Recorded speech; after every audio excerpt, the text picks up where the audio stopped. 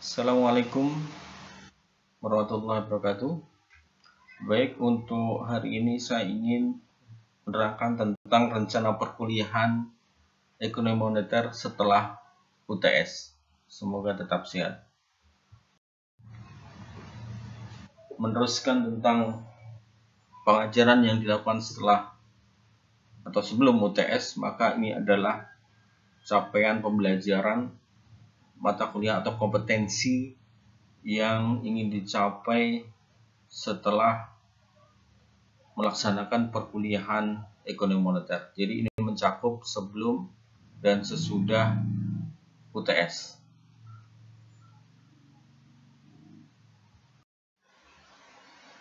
Berikut deskripsi mata kuliah, dan deskripsi mata kuliah ini berhubungan erat dengan materi-materi yang akan kita pelajari setelah UTS. Misalnya yang kedua, mengidentifikasi, menganalisis beberapa fenomena dan kebijakan moneter serta dampaknya pada aktivitas ekonomi masyarakat. Nanti kita akan pelajari di pertemuan pertama setelah UTS. Yang lain juga seperti misalnya mekanisme penciptaan uang, kemudian bagaimana tingkat bunga dan sebagainya akan kita pelajari pada minggu-minggu berikutnya. Nah, berikut saya akan merinci beberapa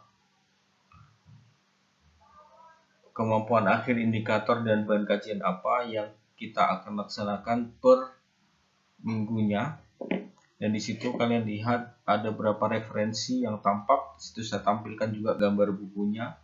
Ada bukunya Frederick Mishkin, Ekonomi Uang, Perbankan dan Pasar Keuangan, buku 1 dan 2. Kemudian ada juga bukunya Bapak Nopirin, kemudian bukunya Pak Budiono, Ekonomi Moneter, dan beberapa referensi lain.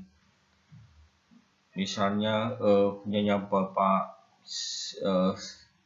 Iskandar Simorangkir, dan juga kita sering menggunakan websitenya Bank Indonesia. Nah, khusus untuk minggu ke-8, kita akan pelajari nantinya adalah kebijakan moneter. Intinya adalah kebijakan moneter dan otoritas jasa keuangan, kebijakan moneter dan OJK. Indikatornya kalian bisa lihat di sana, menjelaskan peranan kebijakan, instrumen dan kesenjangan dari kebijakan moneter dan otoritas jasa keuangan. Dan di bagian kanan ada sub-sub bahan kajian, ada 7 yang saya tampilkan di sana. Misalnya pertama, pengertian kebijakan moneter, peranan kebijakan moneter, instrumen kebijakan moneter, kemudian kesenjangan kebijakan moneter, rule versus discretion OJK, dan peranan OJK. Nah, selanjutnya minggu ke-9, 10, dan 11 kalian bisa lihat sendiri. Jadi 9 intinya adalah tentang sistem pembayaran, minggu ke-10 tentang mekanisme penciptaan uang, kemudian minggu ke-11 tentang teori tingkat bunga. Rinciannya bisa kalian lihat di sisi sebelah kanan atau kolom sebelah kanan, yaitu tentang bahan kajian. Dan di sana kalian bisa melihat rincian subbab yang akan kita pelajari. Kemudian minggu ke-12, 13, dan 14, minggu ke-12 tentang inflasi, minggu ke-13 tentang sistem moneter internasional, di mana di dalamnya ada misalnya jenis kurs falas dan cara menentukan kurs falas. Minggu ke-14 atau minggu terakhir kita akan mendiskusikan atau saya akan menjelaskan tentang krisis moneter. Nah, itu adalah rincian tiap minggu yang akan kita pelajari. Untuk tugas yang harus dibuat adalah membuat resume sebuah jurnal. Hanya sebuah saja, dan ini adalah tugas kelompok sesuai dengan tema mingguan. Jadi minggu ke-9 sampai dengan minggu ke-14 tema itulah yang akan nanti saya bagi. Berarti ada 6 kelompok. Dikumpulkan dalam bentuk apa? Dikumpulkan dalam bentuk 2 bentuk meskipun dalam 1 jawaban. Yaitu yang pertama dalam bentuk MS Word. Ada template yang sudah saya buat, jadi kalian bisa memanfaatkannya. nanti kalian bisa memperolehnya, dan diisi di kolom-kolom yang harus diisi sesuai dengan jurnal yang kalian peroleh. Yang kedua, kalian sajikan dalam bentuk PowerPoint, kemudian ditambah dengan audio atau plus audio, atau kalau kalian lebih kreatif bisa menambahkan dengan audio video. Nah, tulisan ilmiah atau jurnal tersebut kalian bisa dapatkan di www.scholar Google.co.id atau www.scholargoogle.com. Misalnya untuk bab 1 tentang kebijakan moneter, itu bisa kalian lihat contohnya, itu ada di slide berikutnya. Kemudian kirim jawaban itu dua karya itu ke email berikut ya, kan bisa baca di sana. Dengan format pengiriman, subjeknya adalah kelas, kemudian kalian kelas apa, misalnya kelas A, kelas B, kelas C, atau kelas D, kemudian kelompok berapa, kelompok 1, kelompok 2, kelompok 3, dan sebagainya. Deadline-nya, kalau kalian kuliahnya pada hari Selasa, maka dikumpulkan hari Senin minggu depan jam 23.59 atau sebelum masuk ke hari Selasa. Sedangkan kalau kuliahnya hari Rabu, maka dikumpulkan hari Selasa minggu depan jam 23.59. Jadi hampir 7 hari lah ya. Nah, itu adalah tugas yang harus kalian selesaikan. Nah, ini adalah contoh kalau misalnya di minggu pertama tentang kebijakan moneter. Ini Google Scholar atau Google Cendekia ya kalau di Indonesia kan.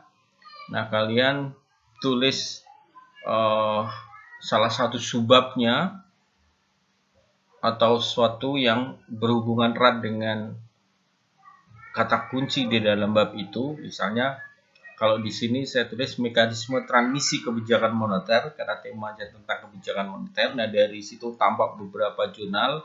Misalnya kita pilih yang kedua itu, maka akan tampil jurnal itu seperti yang kalian lihat di sebelah kanan itu. Nah, itulah yang jurnal yang siap untuk diresume. Tapi ingat, cari yang berhubungan dan ditulis oleh fakultas ekonomi ya. Jadi saya harapkan tidak dari fakultas yang lain.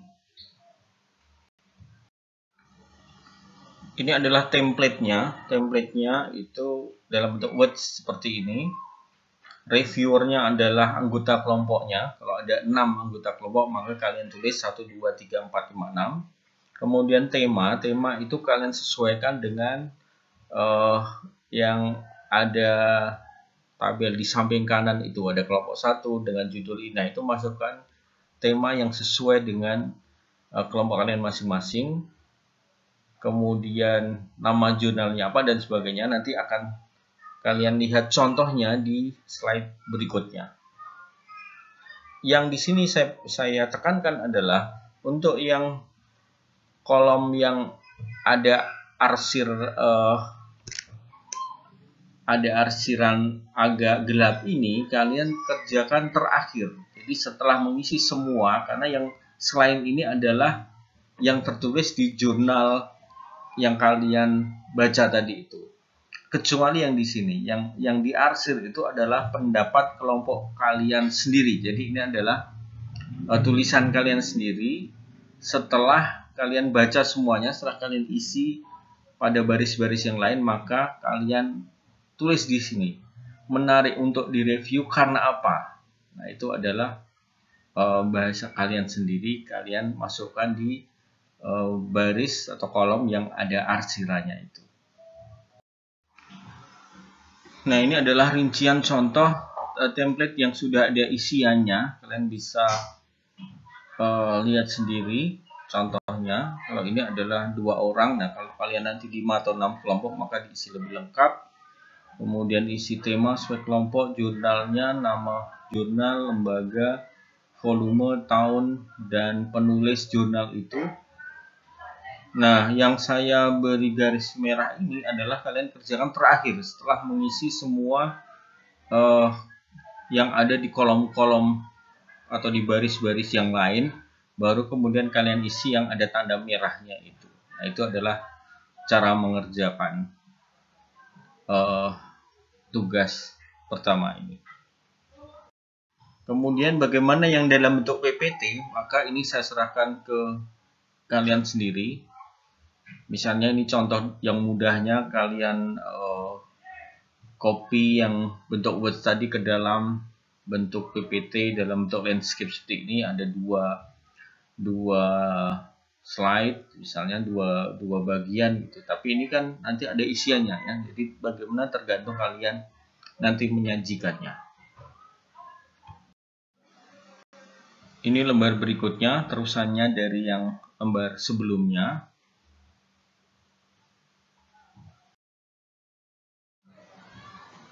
Baik, dan ini adalah slide terakhir tentang tabel penilaian. Jadi untuk komponen saya setelah UTS ini adalah ada dua, tugas-tugas dan ujian akhir semester. Nah, tugas nanti saya beri porsi 50% kontribusinya, sementara ujian akhir juga 50%. Jadi kalau kalian mengerjakan tugas-tugas dengan baik, maka separuh nilai sudah ada di tangan. Nah, bagaimana penilaian saya dengan dosen sebelumnya? Kami juga membagi angka 50%, 50%. Nah, demikian untuk penjelasan slide kita kali ini tentang RPS setelah UTS dan tugas.